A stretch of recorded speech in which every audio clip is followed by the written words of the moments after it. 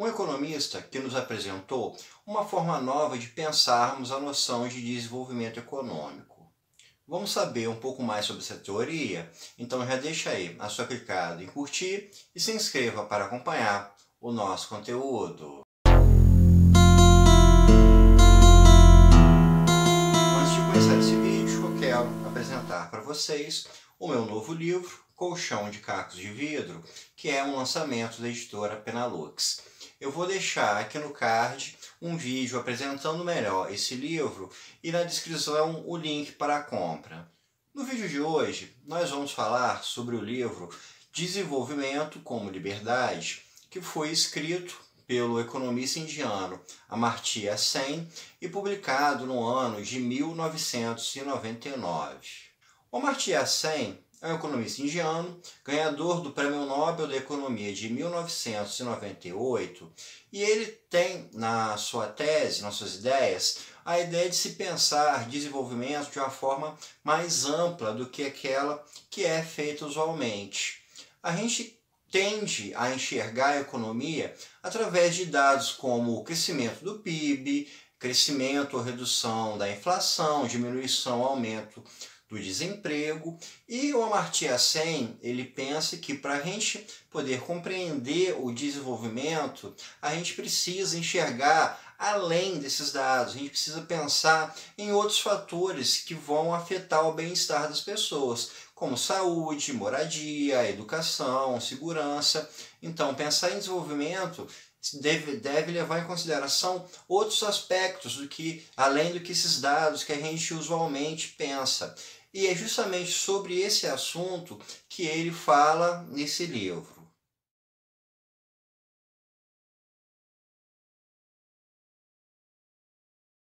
Em Desenvolvimento como Liberdade, como o próprio título já sugere, a noção de desenvolvimento está atrelada a uma noção de liberdade.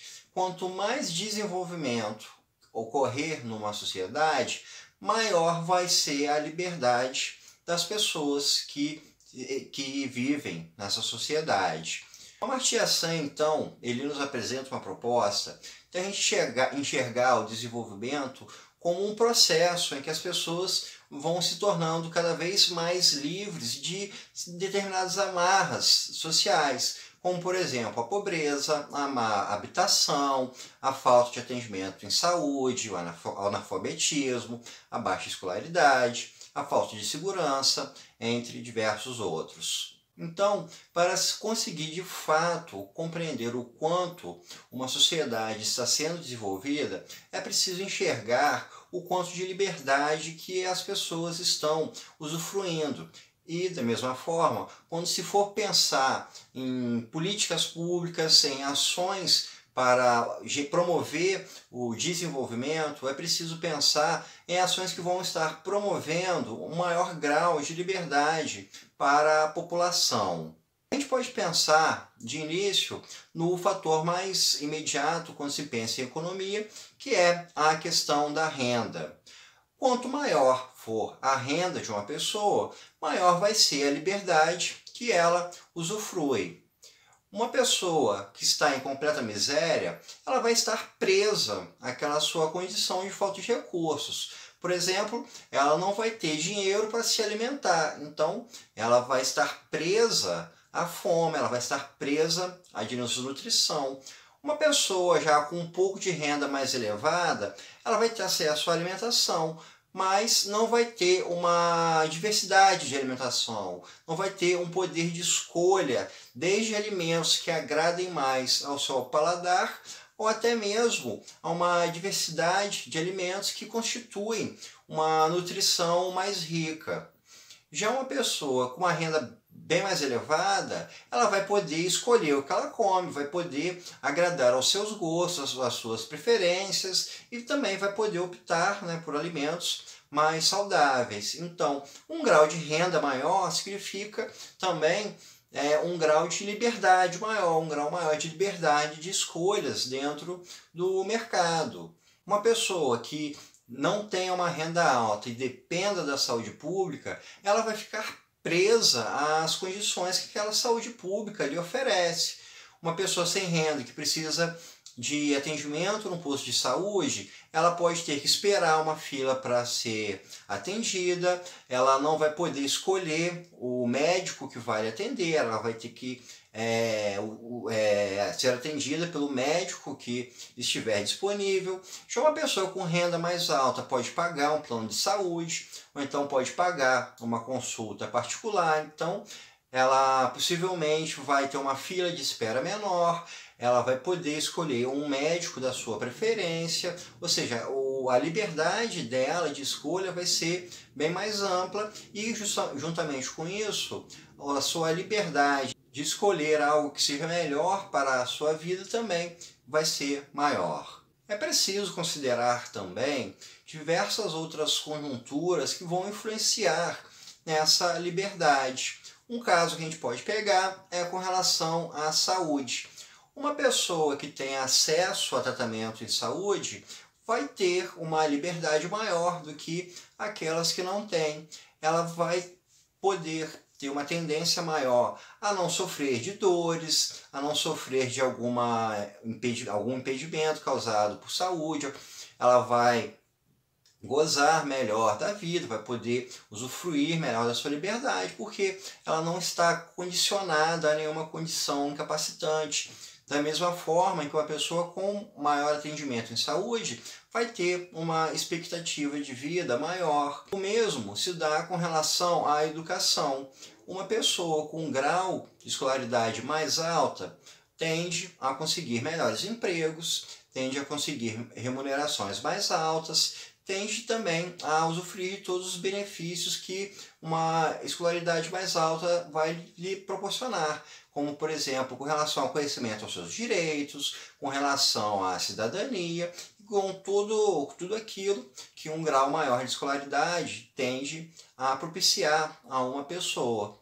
E isso a gente pode levar também a diversos outros aspectos, como com relação a um meio ambiente. Por exemplo, pessoas num ambiente mais saudável, com menor poluição, com água mais potável, vão usufruir de uma liberdade maior. Pessoas que moram em residências com maior qualidade, que não corra risco de desabamento, que contem com saneamento, com água encanada, com esgoto, vão ter uma liberdade maior do que aquelas que não têm.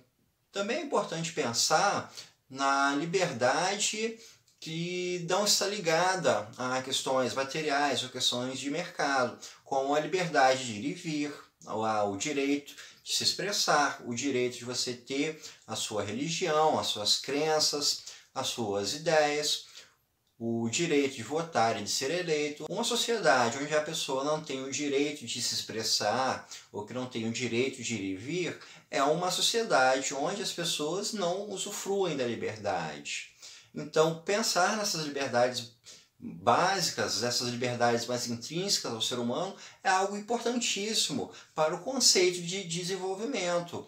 O próprio Amartya Sen fala diversas vezes no seu livro que não há registros de fome crônica em sociedades democráticas. A fome ela acontece apenas em regimes ditatoriais, em regimes autoritários. Isso porque, numa democracia, a pressão que a democracia faz em cima de um governo faz com que, quando começam a haver indícios de fome, que isso seja logo sanado, coisa que não acontece numa ditadura. Então, a própria liberdade de votar, a própria liberdade de se poder definir o governo também vai trazer compensações nesses aspectos materiais, como na pobreza, na miséria e na fome. Da mesma forma, a gente pode pensar também na questão da igualdade.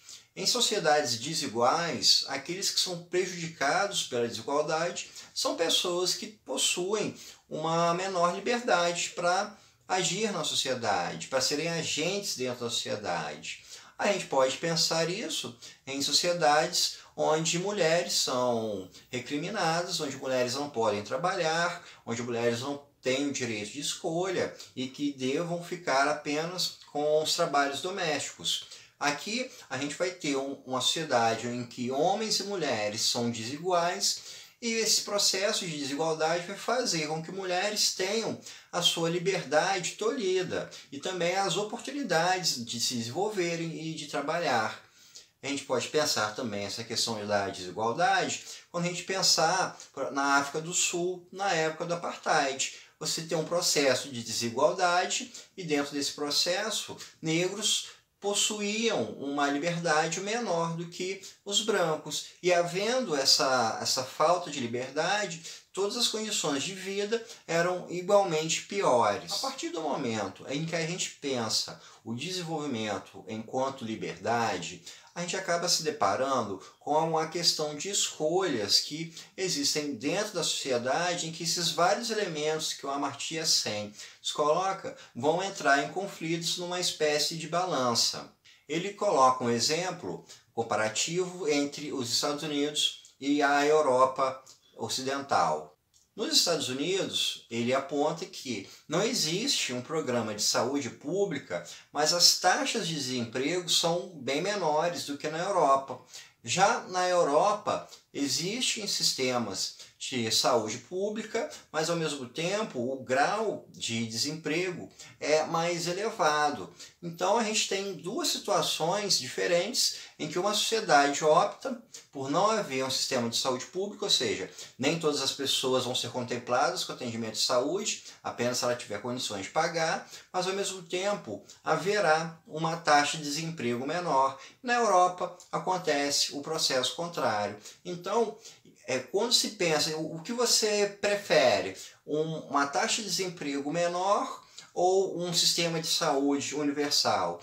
Ou seja, você acaba tendo uma questão de escolhas. A decisão da política pública, então, vai priorizar algum desses dois pontos, um em detrimento do outro. Ele ainda nos coloca um outro dado, comparando a questão de renda e expectativa de vida de pessoas negras nos Estados Unidos com as pessoas na Índia e na China. A renda da população negra nos Estados Unidos é mais alta do que a renda da população da Índia e da China, mas a expectativa de vida das pessoas da Índia e das pessoas da China é maior do que a expectativa de vida do negro nos Estados Unidos. Então, qual é a situação mais vantajosa? Você ter uma longevidade maior com uma renda menor ou ter uma longevidade menor com uma renda maior? Então, são circunstâncias que existem em sociedades diferentes e que nascem das escolhas que são feitas tanto pela população quanto pelo governo, pelos diversos canais de tomada de decisão pública que existem. Com essa proposta, o Amartya Sen coloca o seu eleitor justamente para pensar em diversos fatores que vão formar essa liberdade que ele coloca que é sinônimo de desenvolvimento. O processo de desenvolvimento vai influenciar a igualdade entre os diversos setores, os serviços públicos que são oferecidos, como saúde e educação, o grau de oportunidade que as pessoas vão ter, desde emprego até realizações de cunho mais particular, entre questões macroeconômicas, como inflação, crescimento da economia, e todas essas informações, toda essa realidade, ela deve ser considerada na hora que se for pensar a realidade econômica de um país. É preferível o governo investir mais em educação ou mais em saúde? É preferível o governo combater mais a inflação ou tentar diminuir o desemprego? Quais são as tomadas de decisão que devem ocorrer? O ponto alto desse livro é justamente nos levar a pensar que o desenvolvimento é um conceito bem mais amplo do que aquele que a gente costuma ver, que a gente tem que pensar tanto na pobreza quanto no desenvolvimento como algo que envolve diversas dimensões do ser humano, e não apenas a sua renda, mas também a sua escolaridade, a sua nutrição, o acesso à saúde, questões habitacionais. Ou seja, o Amartya Sen nos propõe um olhar sobre a economia que seja bem mais amplo do que aquele que estamos acostumados, e que diante desse olhar mais amplo, que a gente possa tomar decisões que sejam melhores e que possa promover, gerar uma sociedade com maior igualdade, com maior liberdade e com redução da pobreza e criação de melhores oportunidades para todos. Então, pessoal, isso é tudo por hoje. Espero que vocês tenham gostado e até o nosso próximo encontro.